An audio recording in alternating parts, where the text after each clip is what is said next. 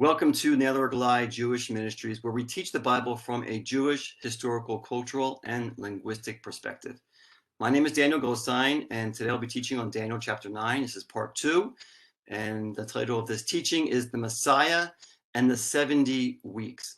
As we begin, I just want us to think about a couple of questions to prepare us for this teaching. Number one, what is the main point of the 70 weeks prophecy, which was given to Daniel? And number two, what was God communicating to Daniel, to the people of Israel in general, and to us today, right? So God gave the specific word to Daniel. He gave it also concerning the people of Israel, and it's also a prophetic word that we need to take seriously as well, and we need to think about how it impacts us as well. So hopefully we'll see the answers to these questions as we go through this teaching. Now, in the previous teaching, we went through the majority of Daniel chapter 9, which is this really amazing prayer that Daniel records for us. It helps us to see his heart, his passion for God and for his people. And in this prayer of Daniel, we see these specific requests that he made. Number one, for forgiveness of sin for himself and for his people. Number two, he prayed for the restoration of his people to the land of Israel. Number three, he prayed for the restoration of the city of Jerusalem. And number four, for the rebuilding of the sanctuary, the temple, right, in Jerusalem. So why did Daniel specifically pray for these requests?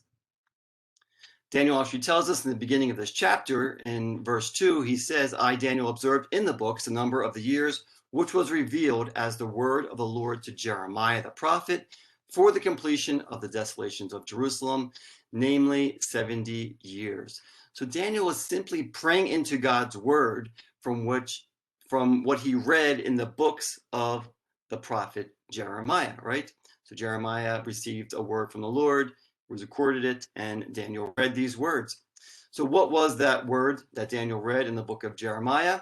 And there are several prophecies that relate to what Daniel prayed about, but more than likely it was Jeremiah 29, as we have it today, here in verses 10 to 14, which says, For thus says the Lord, when 70 years have been completed for Babylon, I will visit you and fulfill my good word to you, to bring you back to this place. For I know the plans that I have for you, declares the Lord, plans for welfare and not for calamity, to give you a future and a hope. Then you will call upon me and come and pray to me, and I will listen to you. You will seek me and find me when you search for me with all your heart. I will be found by you, declares the Lord, and I will restore your fortunes, and I will gather you from all the nations and from all the places where I have driven you, declares the Lord, and I will bring you back to the place from where I sent you into exile. So this is the word in Jeremiah 29. Now, Daniel had more than likely read this exact promise from God, and he knew that it was time for God to follow through with his promise. The kingdom of Babylon had ended, and the 70 years had been fulfilled for the kingdom of Babylon. Now, in the previous teaching, we read through the majority of Daniel 9 to see the dedicated heart that Daniel had for his God, his people, and the city of Jerusalem. Daniel informed us that it was literally in the midst of him pouring out his heart to God in prayer that a word was sent to him by the angel Gabriel. As we read at the end of the previous teaching, verses 20 to 23, it says this, Now while I was speaking and praying and confessing my sin and the sin of my people Israel, and presenting my supplication before the Lord my God in behalf of the holy mountain of my God, while I was still speaking in prayer, then the man Gabriel, whom I had seen in the vision previously, came to me in my extreme weariness about the time of the evening offering. He gave me instruction and talked with me and said, O Daniel, I have now come forth to give you insight with understanding. At the beginning of your supplications, the command was issued, and I have come to tell you, for you are highly esteemed. So give heed to the message and gain understanding of the vision. So as emphasized in the previous teaching, the angel Gabriel told Daniel that the reason that he was sent to him with a response was because he was considered highly esteemed. Now, I pointed out last time in the Hebrew, this is chamudot ata, and this phrase is uniquely used of Daniel in all of the Bible. for he's the only person it's used of. It's usually used of objects that are considered highly valuable, as I explained. And this phrase literally means you are precious and carries the meaning of a valuable treasure like gold, jewels. So Daniel was given this high honor as the angel Gabriel approached him and began speaking to him. Now, there are a couple of other details that I want to emphasize in these verses before moving on to the complex word that Gabriel shared with Daniel. So the phrase in verse 21 tells us how and when Gabriel came to Daniel. It says, quote, that he came to me in my extreme weariness about the time of the evening offering. Now, this is not the best translation. I want to just explain a little bit more, probably the best way to read this. So the first part of this phrase where it says, came to me in my extreme weariness, in Hebrew is mu'af bi'af nogea alai, and is best translated, he flew swiftly and touched me. So just to mention, how do we get from weariness to flying? The Hebrew words to be weary and to fly are from the same root word. And so there are some translators who want to translate it one way and some the other. But with the context and understanding how it's written, it really seems best to explain how Gabriel flew to Daniel and touched him. And the Greek Septuagint agrees with this translation. I just want to read from the Greek Septuagint here. This is a translation, obviously, into English. And it says, while I was yet speaking in prayer, behold, the man Gabriel, whom I had seen in the vision at the beginning, came flying and touched me about the hour of the evening sacrifice. So this is really the best translation, and it makes sense. The image of angels flying is confirmed in this account, and we also see the diligence and urgency with which Gabriel came to Daniel with this word from God, flying to him, touching him, and speaking to him. So although we don't know how long Daniel had been fasting and praying, whether for hours or days, we are given a unique detail regarding the time of Gabriel's arrival, because it says in Hebrew, ke'et minchat erev, and which means it was about the time of the evening offering. So this is very interesting because Daniel was literally speaking in temple and prayer language to describe the hour of Gabriel's arrival. Now, a Jewish person's life was intertwined with the offerings at the temple, especially during the time of the Babylonian exile.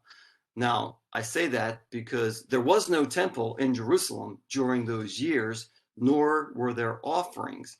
However, the prayers of the people replaced the daily offerings at the temple. It's important to note that up until and including today, Orthodox Jews still pray 3 times a day in keeping with the temple service.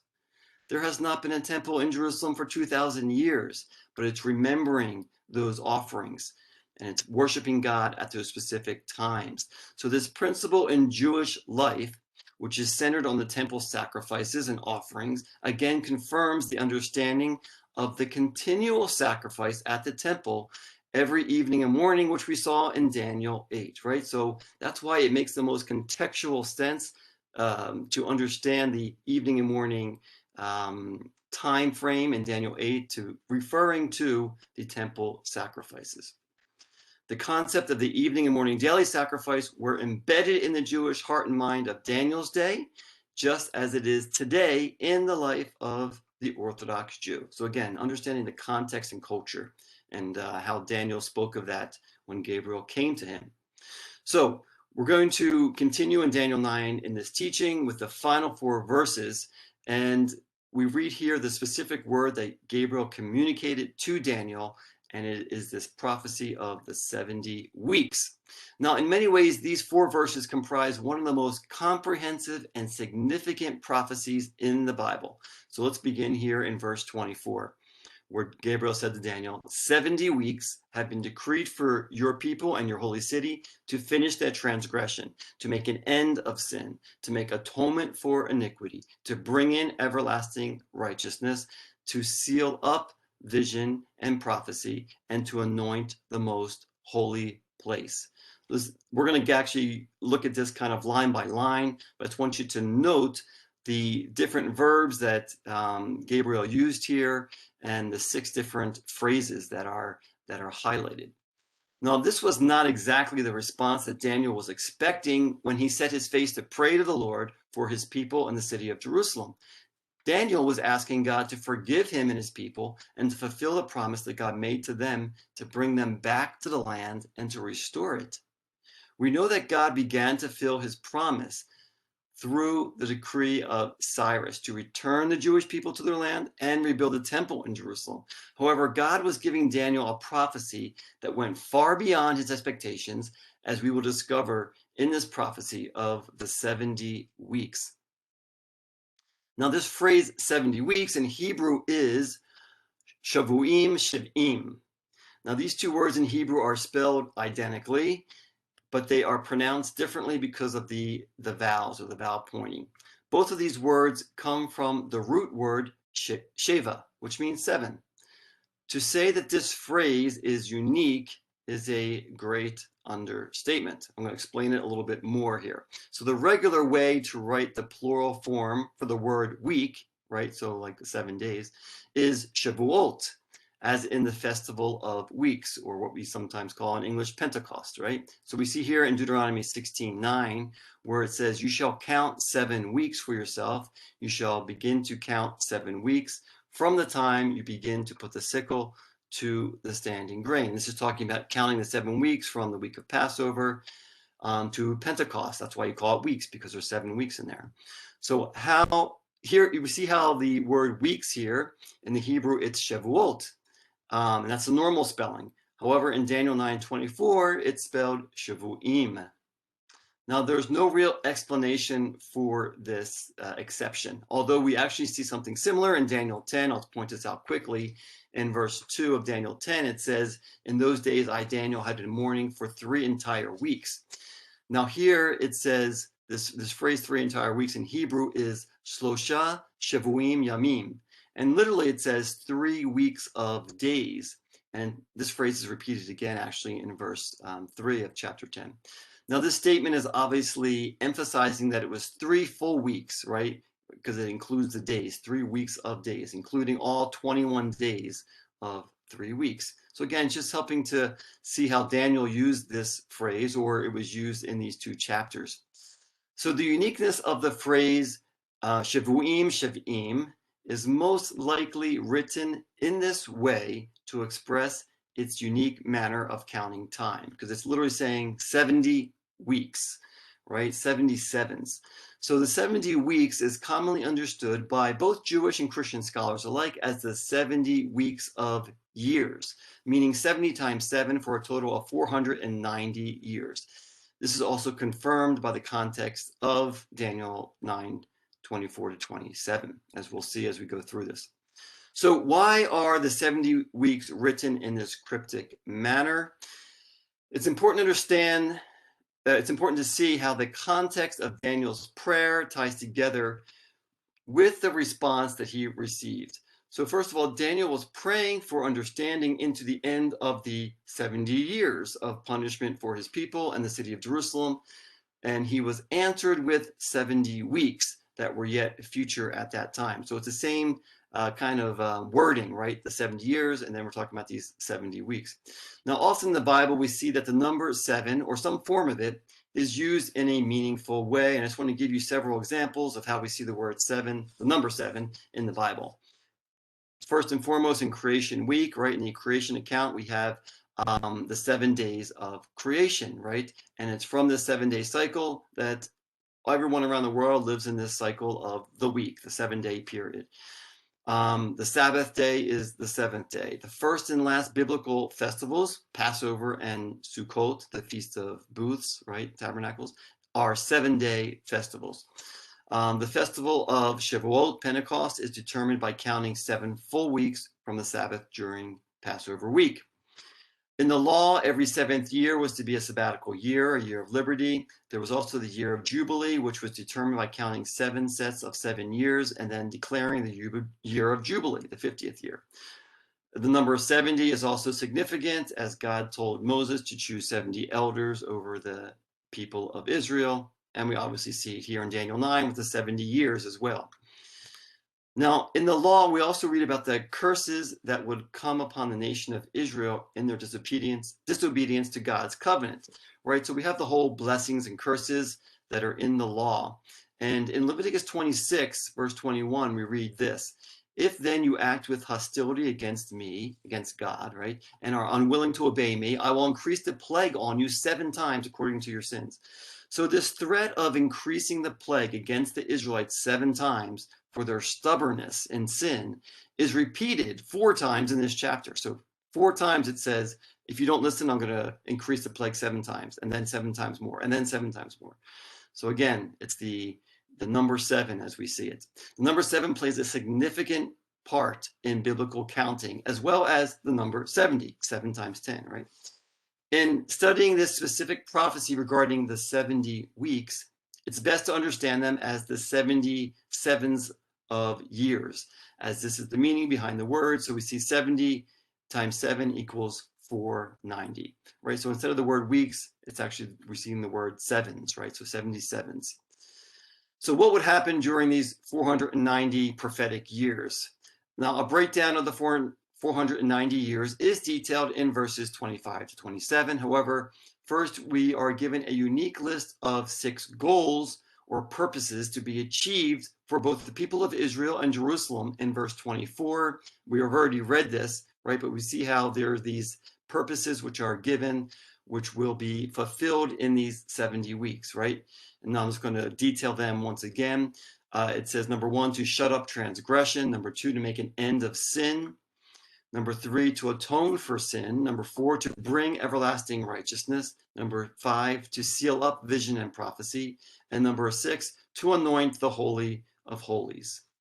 So what do these 6 goals or purposes have to do with Daniel's request? Right, to finish the transgression, make an end of sin, make atonement for iniquity, to bring in everlasting righteousness, to seal up vision and prophecy, and to anoint the most holy place. What do these 6 goals have to do with what Daniel was praying about? On the surface, they seem completely irrelevant. In reality, they were uniquely connected into the greater plan of God. Daniel asked God in his prayer for forgiveness and restoration for him and for his people at that time. God responded to Daniel's request by revealing his ultimate plan for the people of Israel and for the people of all the world.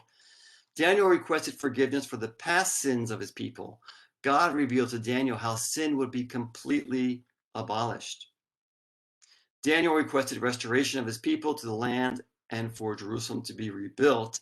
God responded with warnings of things to come for his people in the land of Israel, with the ultimate establishment of God's kingdom on earth, which would bring everlasting righteousness. So the 6 prophetic goals or purposes of God that are listed in verse 24 seem to correspond to the 6 confessions of Daniel for the sin of his people in verses 5 and 6. If you remember in the previous teaching, we went through those 6 words that Daniel used to confess his sin and the sin of his people. So because of the numbers 6 and 6 there, we see actually kind of a corresponding reply, right? So Daniel was asking for momentary forgiveness and restoration. God answered with an eternal solution for sin and for global restoration. So the first 3 goals to be fulfilled in the 70 weeks were fulfilled at Yeshua's first coming through his death on the cross, right? Yeshua shut up transgression, made an end of sin, and atoned for sin, right? He did it completely on the cross at that time for all generations. The second 3 goals to be fulfilled in the 70 weeks will be fulfilled at Yeshua's second coming, to bring everlasting righteousness, to seal up vision and prophecy, to anoint the Holy of Holies. Now we're going to go through the rest of this, the last 3 verses of Daniel 9, to see how these things will be fulfilled. Now, after Gabriel shared this word with Daniel, explaining that God would use his people in Jerusalem in his plan, right, through the Messiah eventually, to abolish sin and bring in everlasting righteousness, Gabriel continued with a prophecy which highlights major events of things to come. So let's continue with the last 3 verses of Daniel 9, verses 25 to 27. And Gabriel continued, so you are to know and discern that from the issuing of a decree to restore and rebuild Jerusalem until Messiah the Prince, there will be 7 weeks and 62 weeks. It will be built again with plaza and moat, even in times of distress. Then after the 62 weeks, the Messiah will be cut off and have nothing, and the people of the prince who is to come will destroy the city and the sanctuary, and its end will come with a flood. Even to the end, there will be war. Desolations are determined. And he will make a firm covenant with the many for 1 week. But in the middle of the week, he will put a stop to sacrifice and grain offering, and on the wing of abominations will come one who makes desolate, even until complete destruction. One that is decreed is poured out on the one who makes desolate. So the 70 weeks, or 490 years, are broken up into 3 divisions with 2 main specified time periods, right? So first of all, it mentions specifically 3 time periods. The 70 is divided into 3. So you have 7 weeks, which is 7 times 7, 49 years.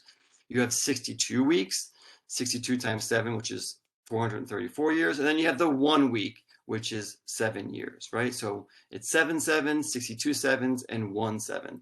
And that's how it's divided up. However, although we are given the 3 divisions of time, we read in the text that the first 2 units of weeks are a combined time period, the 7 and the 62, for a total of 69 weeks, or 483 years, followed by the final week, right? So there really only are 2 main time periods that are given. Number 1, the 69 weeks, 483 years, and then the number 2, the 1 week, the 1 period of 7 years, right? So that's a total of the 490 years. Now, I just want to mention this from the outset. First of all, so it will often say after the 62, but because the 7 and the 62 are together, it's always going to be after the 69, right? So it's just a little bit confusing the way it's written, but we see it in the context of how it is explained. Secondly, just to explain why that may be, why there may be a division there. Actually, I'll mention a little bit later.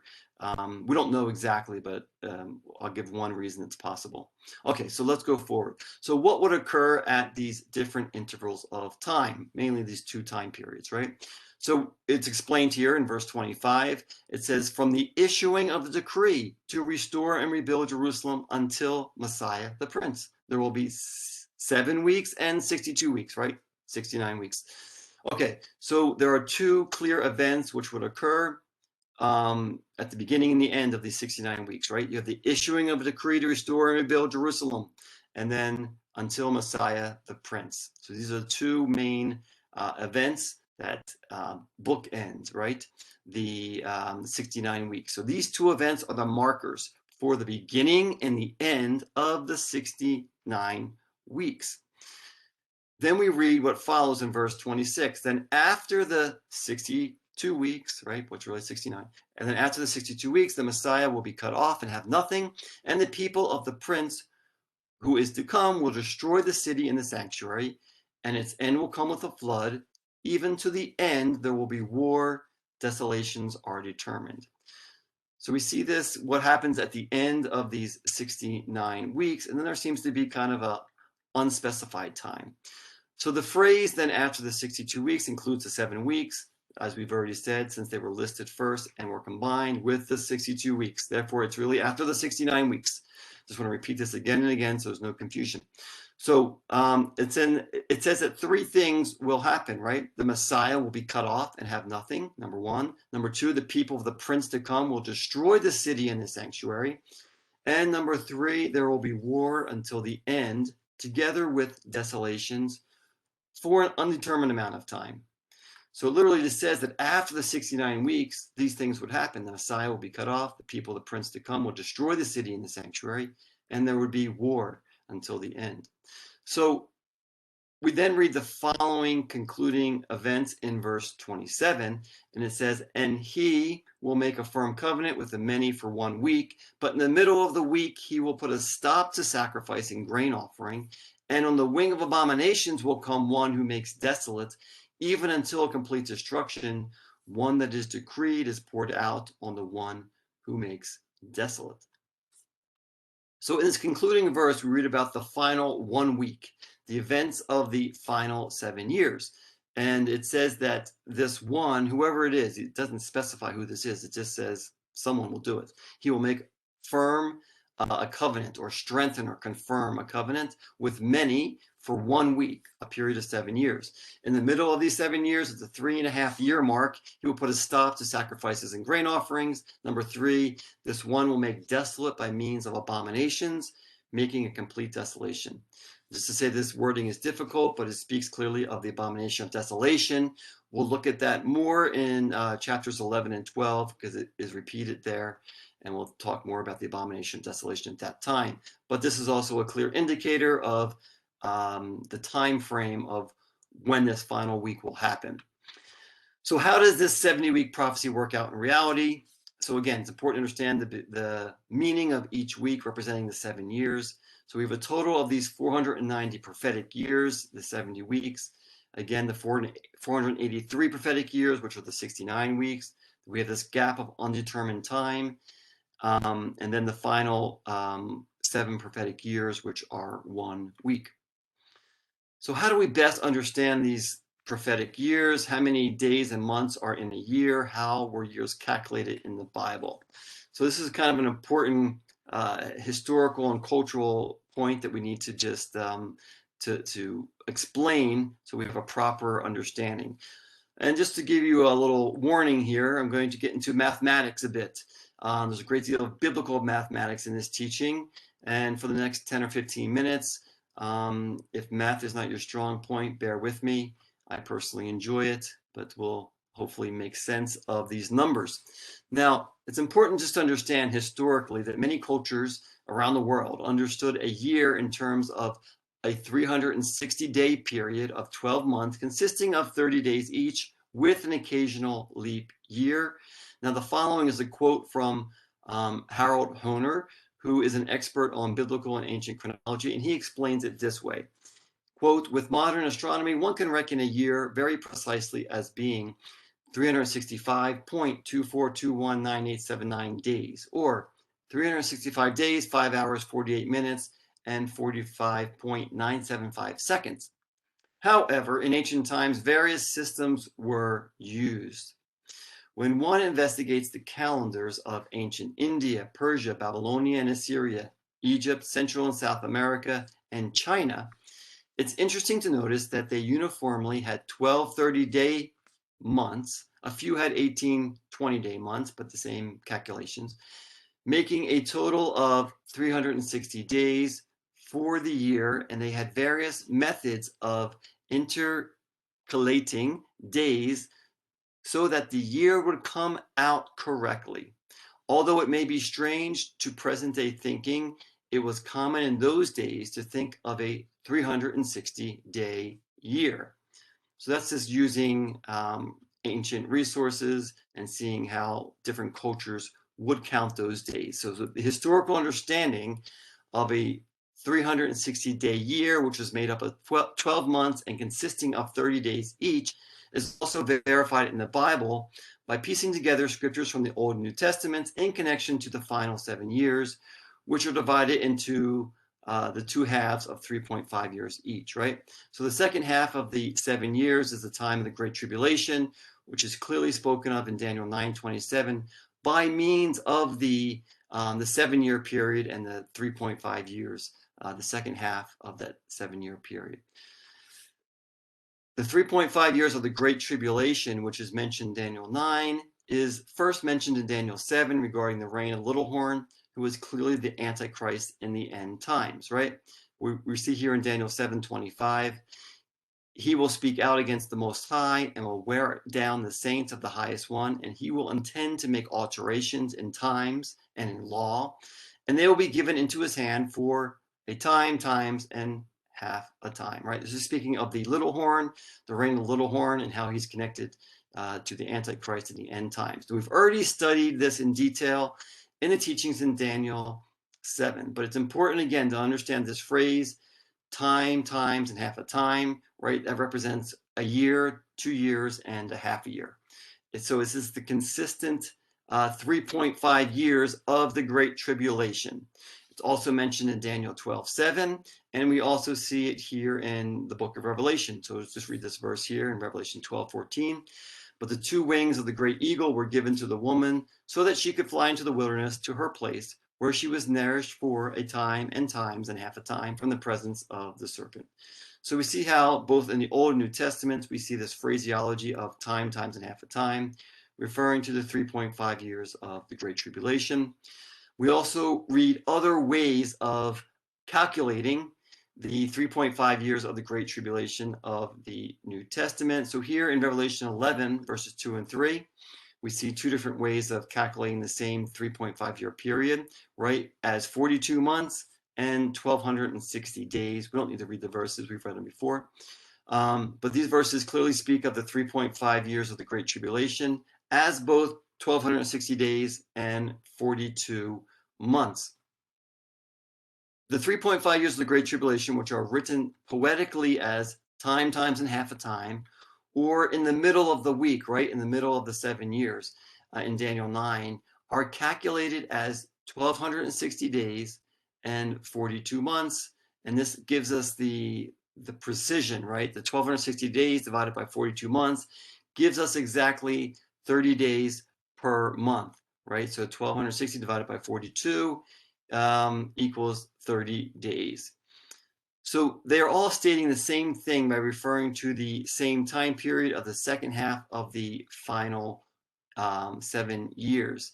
These various verses give credence to the biblical and historical understanding of the 360-day year. Now listen, just to clarify, we know that we live in a 365.24 world, right? We can calculate that today. But in ancient times, they used a more general way of calculating years. Even in biblical prophecy, it corresponded to the way that people understood it at that time. So it's not redefining the years, it's simply understanding it in the context, right? So again, the Great Tribulation is for 3.5 years, and it's understood in these different terminologies: time, times, and half a time, 42 months, and 1,260 days. So these calculations not only confirm the 360-day year, but they also indicate the time of the Great Tribulation and the reign of the Antichrist. And that's how we connect Daniel 7, Daniel 9, Daniel 12 to the book of Revelation and the Antichrist, because they're always speaking of that 3.5 year period in a very precise manner with the same wording. So in order to understand the 70-week prophecy of the 490 years, we need to calculate the prophetic years based on a 360-day year into years as we calculate them today, right? The 365-day year. So basically, we just want to, we know what the calculations are as far as the 77s, the 490 prophetic years. We want to calculate them into our current Gregorian understanding of counting years and the exact way of the 365.24, right? So the final 7 years is a separate set of time and stands on its own. So we're not going to calculate that. It's already specified with the 2 halves of the 3.5 years, the 1,260 days, the 42 months, right? So we just want to calculate the 483 years, the 69 weeks. So the 483 prophetic years must first be multiplied by the biblical counting of days, right? So 483 times 360 gives us 173,880 days. We then divide the total number of days by the modern reckoning of days per year, 365.24, and we get 476.07. We just round it to 476 literal years, right? So again, that's the calculation at the bottom of the screen. You divide the number of days according to the 360 understanding of the year by the actual 365.24, and we can count them in our years today and figure out how this prophecy is fulfilled. So we can then apply this literal calculation of the 476 years, which represents the 69 weeks, to what we read in verse 25. It says, from the issuing of a decree to restore and rebuild Jerusalem until Messiah the Prince, there will be 7 weeks and 62 weeks, right? 69 weeks. So when did the issuing of a decree to restore and rebuild Jerusalem take place? Often people think of the decree of Cyrus as fulfilling this. However, I'm not going to read these verses. We're all familiar with the decree of Cyrus. It's in 2 Chronicles 36, 22, 23. It's also in the book of Ezra. It's the same wording. And we know that Cyrus did issue a proclamation for the people to return and rebuild the temple along with Jerusalem. However, the city was never rebuilt until nearly 100 years later. So what was the decree that saw the rebuilding of the city of Jerusalem? It was the decree that is found in the book of Nehemiah, 100 years later. So we read the decree here to rebuild the city of Jerusalem. And just starting here in Nehemiah 2, it says, "Then the king said to me, 'What would you request?'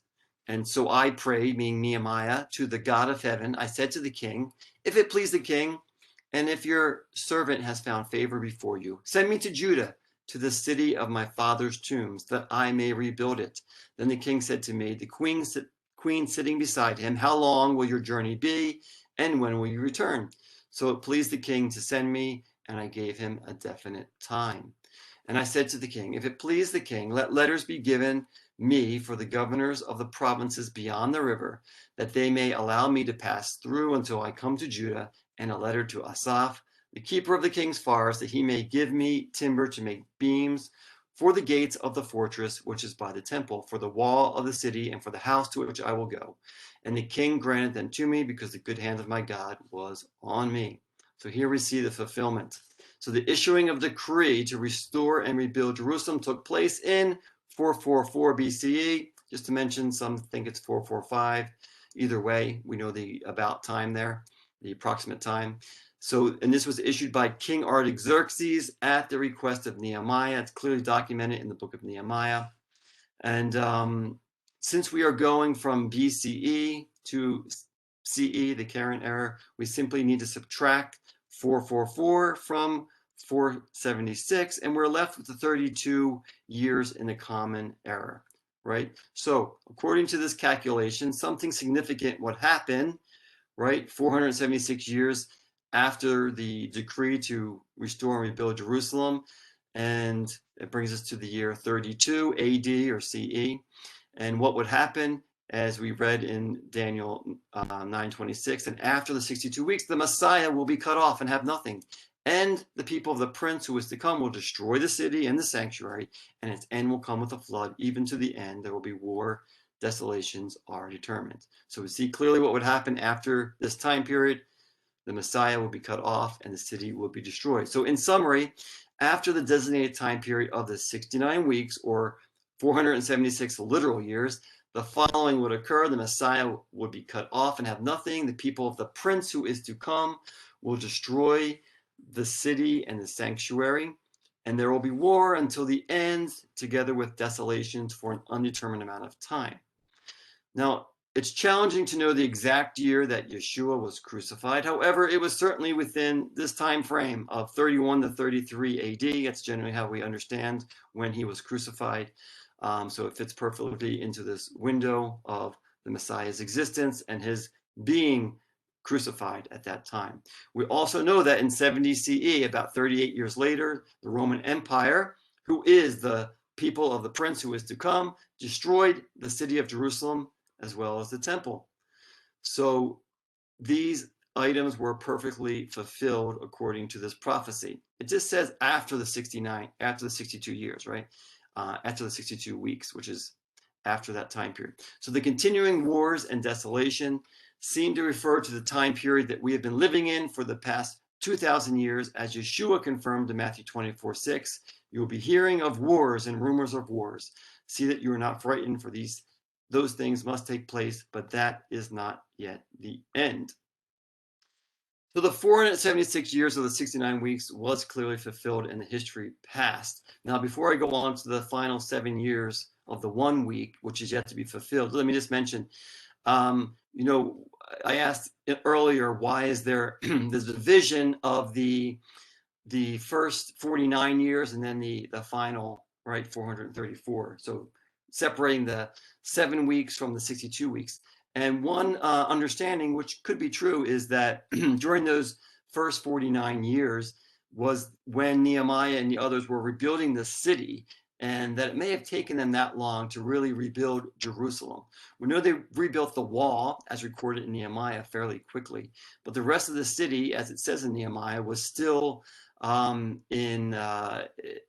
was hardly occupied, and there was much rubble, and not many houses were built yet. So probably in that first 49 years, there was a lot of building, and then we have the full 69 weeks until the Messiah. Anyway, that's just one explanation. So let's move on to the final 7 years, the 1 week that has yet to be fulfilled. And just to kind of put this in perspective, right? So for whatever reason, God has given us this picture of the 70 weeks, right? The 490 years, and it's divided into the first 69 weeks, and then the final week, right? The 476 literal years, and then the final 7 years. And we see how the first part has been fulfilled, beginning with the decree of Artaxerxes to rebuild Jerusalem, as fulfilled by Nehemiah in 444 BCE, bringing us to 32 CE, the cutting off of the Messiah. And then we have the temple and city were destroyed by the people of the prince about 38 years later, right? So that was all fulfilled, the 69 weeks and all those things. We have this undetermined amount of time of war, and according to Yeshua, we also have earthquakes and famines. And then we are looking to this final week, this final 7 years, which will be fulfilled, right? And this fits perfectly into the context of the Antichrist and the 7-year covenant that he will make, breaking it in the middle, and then the final 3.5 years of the Great Tribulation. And again, this is actually the only place where we see this 7 years spoken of, the 7 final years, right? So it's all based on this text in Daniel 9, but we see the clear 3.5 year focus even in Daniel 9, which connects to Daniel 7, Daniel 12, Revelation. That's how we tie it all together to the final days, the end times, when the Antichrist will be on this earth and do great havoc, right? So this 7-year covenant that the Antichrist will make, we often call the first 3.5 years, the first half of the 7 years, time of peace, because there's nothing said about it. And because there's a covenant made with many of the people, it seems like this will be a time of peace. He'll break the covenant in the middle, and then you have the final 3.5 years, which will be a great time of tribulation on the earth. The majority of that time is the destruction that the Antichrist brings. And we only see the final destruction of God's plagues that are poured out on the earth at the end of that Great Tribulation. So we'll talk more about that later. So anyway, this is kind of the big picture of the final week, which is yet future. We have not seen this take place, and we have not seen the fulfillment of the 70 weeks yet. So I asked the question in the beginning, these questions. What is the main point of the 70 weeks prophecy, which was given to Daniel? What was God communicating to Daniel then, to the people of Israel in general, and to us today? So I want to explain my understanding of this, which I think is consistent with what we have seen here. The 70 weeks reveal the plan of the Messiah and his coming. In Daniel 9:26, we read that after the 62 weeks, the Messiah will be cut off and have nothing. The phrase the Messiah will be cut off in Hebrew is Ikaret Mashiach.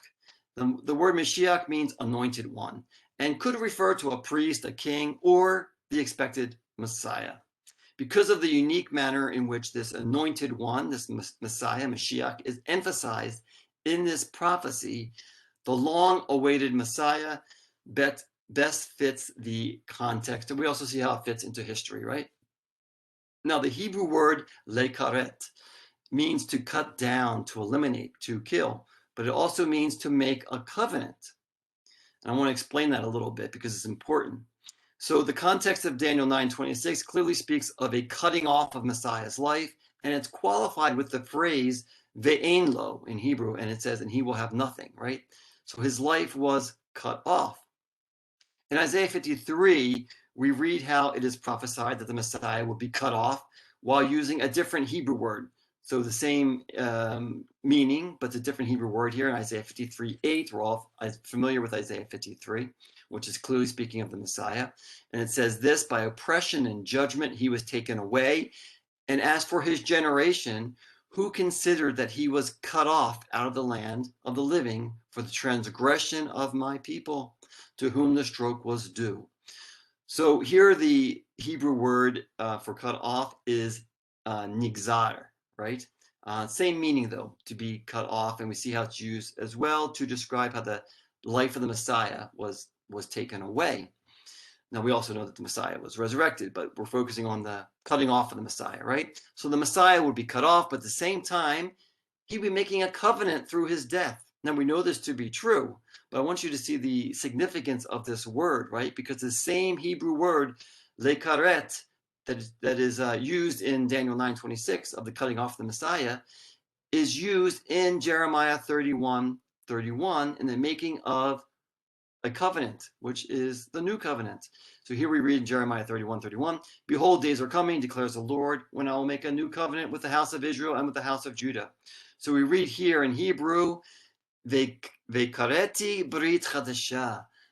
And here we see the making of the new covenant, right? So the focus of this new covenant is the two divisions of God's people, Israel and Judah, but we see the word lekaret here, and that's the important thing. It's to make a covenant. Finally, in Isaiah 42, we read in context how the Messiah would literally become a covenant to the people. And Isaiah 42 in these verses is clearly talking about the Messiah. And it says this, I am the Lord, I have called you in righteousness. I will also hold you by the hand and watch over you. And I will appoint you as a covenant to the people, as a light to the nations. So the Messiah is literally appointed to be a covenant to the people, as he himself would be cut off from the land of the living while establishing the new covenant. So again, the very same Hebrew word for the cutting off of the Messiah's life, which is used in Daniel 9:26, is used to make the new covenant in Jeremiah 31:31. And the Messiah is also said to become a covenant to the people in Isaiah 42:6, right? So we see how literally through the cutting off of the Messiah, he's making the covenant. And we know that through his death, we have the new covenant, right? That's understood. But I just want you to see the Hebrew connection there and the prophetic fulfillment. So the 70 weeks point to the first and second coming of the Messiah. So I want to explain this more. So although the second coming, we see how clearly it talks about the first coming of Messiah, right? And Messiah came and he was cut off. Now I say, although the second coming is not specifically mentioned in these verses in Daniel 9:24-27, it is implied by the text, and we know it to be true from other scriptures at the end of the 70 years, at the end of the Great Tribulation, right? As we know, that all ties together. So first of all, let me just explain this. There's a unique connection between Daniel and Nehemiah that I noticed when preparing this teaching. And just to say that Nehemiah lived 100 years after Daniel, right? So when Daniel wrote chapter 9, that was about 538 BCE, right? And in Nehemiah 1 and 2, we see 444. So it's about 100 years later. Now, Nehemiah spent time in fasting and prayer to the Lord after receiving the news of the desolation of Jerusalem and how it had not been rebuilt, right? This prayer of Nehemiah parallels Daniel's prayer in many ways, even using the exact same words at the beginning of his prayer. So I want to read part of Nehemiah's prayer here in Nehemiah 1:4-6, and just to show how Nehemiah cried out to God with the same language that Daniel used. He confessed the sin of his people, and he was praying about seeing the restoration of Jerusalem. So we read this in Nehemiah 1. When I heard these words, I sat down and wept and mourned for days. I was fasting and praying before the God of heaven.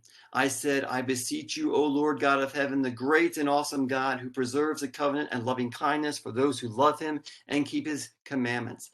Let your ear now be attentive and your eyes open to hear the prayer of your servant, which I am praying before you now, day and night, on behalf of the sons of Israel, your servants, confessing the sins of the sons of Israel, which we have sinned against you. I and my father's house have sinned. So I just want to point out to you the highlighted section of these verses here in the turquoise, right, is nearly identical to what Daniel said in the beginning of his prayer in Daniel 9:4. I'm not going to read that, but just to say that Nehemiah used the same language and he was praying in a similar manner. He probably had read what Daniel had written. So both Daniel and Nehemiah had a similar heart and passion for God, for his plans, for his people, and the city of Jerusalem. I didn't finish Nehemiah's prayer, right? Nehemiah was praying about the rebuilding of the city and how to request that from the king. So the 70 weeks prophecy that Daniel received was fulfilled at its starting point in the life of Nehemiah in 444 BCE, when he received permission from King Artaxerxes to restore and rebuild Jerusalem. So it's amazing to see how that ties together and is fulfilled in Nehemiah's life and how we have that recorded. So I asked the question, did Nehemiah know then that he was fulfilling this prophecy spoken of in Daniel 9? We don't know for sure. It could be that he did understand that it had to be fulfilled, but exactly how much he understood, we don't know. So as previously mentioned, the 70 weeks prophecy uniquely speaks of the two comings of the Messiah without explicitly mentioning the second coming. The first coming is very clear, right? Because it says until the time of the Messiah. Now, the Messiah's first coming and his being cut off is clearly prophesied in verses 25 to 26, as well as in other scriptures, as we all are well familiar with. Then the Messiah's second coming, although not directly stated in Daniel 9:24 to 27, is implied in a couple of different ways. I just want to end with this. First of all, we know that Messiah's second coming will occur at the end of the final 7 years, at the end of the Great Tribulation, right? The second half of those 7 years. In agreement with various scriptures, I mentioned two here, Matthew 24, 15 to 31, and Revelation 19. Yeshua will return at the end of that time period. So we know that that's part of the equation. In Daniel 9:24, we read that the 70 weeks will bring everlasting righteousness along with the other 5 goals to be fulfilled, right? We've already talked about how the first 3 were fulfilled at Yeshua's first coming and how the second 3 will be fulfilled at his second coming, including this bringing everlasting righteousness. Now, in the book of Jeremiah, we read the following prophecy about the Messiah, which says, "Behold, the days are coming, declares the Lord, when I will raise up for David a righteous branch, and he will reign as king and act wisely and do justice and righteousness in the land. In his days, Judah will be saved, and Israel will dwell securely. And this is his name by which he will be called Adonai Tzidkenu, the Lord our righteousness." When the Messiah returns to reign on the earth as king, he will bring in everlasting righteousness, and he will literally be called the Lord our righteousness. So we see a direct fulfillment of how Yeshua, as the king when he returned, will bring in everlasting righteousness. He will literally be called the Lord our righteousness. Therefore, we literally see the two comings of the Messiah in the prophecy of the 70 weeks. Number one, the Messiah's first coming at the end of the 69 weeks, when he was cut off. Number two, the Messiah's second coming at the end of the 70th week, he will bring in everlasting righteousness. The two comings of the Messiah are mentioned and foreshadowed here in the 70 weeks prophecy of Daniel. The 70 weeks prophecy ties together the establishing of the new covenant at Messiah's first coming and the establishing of everlasting righteousness at Messiah's second coming. Both of these events are realized through the people of Israel, the city of Jerusalem, and the temple in Jerusalem, right? God uses his people, the city and the temple, as vehicles on earth, which these prophecies are all fulfilled. The place of the Holy of Holies will once again be anointed, as is spoken of in Daniel 9:24, when Messiah returns to reign in righteousness as king in Jerusalem, right? So the place of the Holy of Holies will once again be anointed, will be sanctified by the Messiah. So this is the conclusion to Daniel 9 part 2, the Messiah and the 70 weeks. Hopefully it was very clear how the Messiah's two comings are foreshadowed or prophesied in these verses. And what a beautiful expression of prophecy that God has given us in these words, and how much we have to look forward to his second coming. These are some of the resources I used in preparation for this teaching. I want to thank you for watching this teaching, for being a part of it. Please share it with others as you think that they may benefit from these teachings. And I also want to encourage you to give and donate to Network Live so that we can continue to teach God's word from the Jewish historical, cultural, and linguistic perspective. We are a nonprofit organization, and we are totally supported through donations from you and others that are giving to our ministry. So thank you. You can click the Give tab today and give in any means that you feel free. Thank you, and God bless you.